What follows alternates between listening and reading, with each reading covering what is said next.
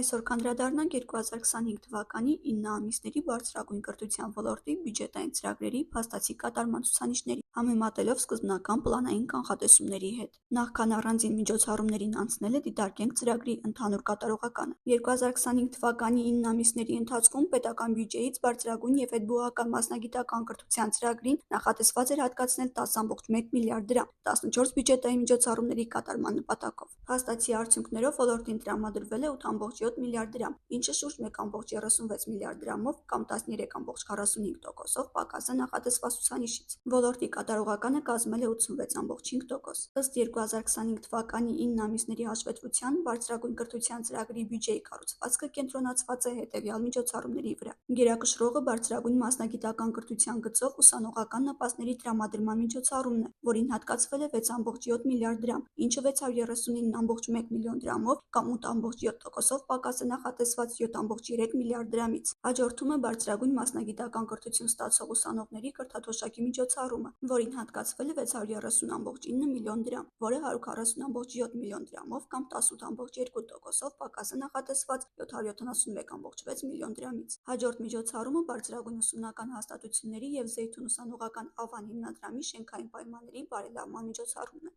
որին հատկացվել է 233,2 միլիոն դրամ, ինչը 300,4 միլիոն դրամով կամ 56,3%-ով պակաս է նախատեսված 533,7 միլիոն դրամից։ Հետբուհական մասնագիտական կրթություն ստացող ուսանողների կրթաթոշակ բուհական հաստատություններում միջոցառմանը պետական բյուջեից հատկացվել է 334,7 միլիոն դրամ, ինչը 35,1 միլիոն դրամով կամ 9,48%-ով պակաս է նախատեսված 369,8 միլիոն դրամից։ Ընդհանուր առմամբ 2025 թվականի առաջին 9 ամիսների տվյալները ցույց են տալիս, որ բարձրագույն և հետբուհական կրթության ոլորտում իրականացվող միջոցառումների արդյունավետությունը անհրաժեշտ է շարունակաբար բարձրացնել առավել նպատակային ֆինանսավորման և համաչափ պլանավորման միջոցով, որպեսզի ապահովի կրթության հասանելիությունը, որակը և ենթակառուցվածքների զարգացումը։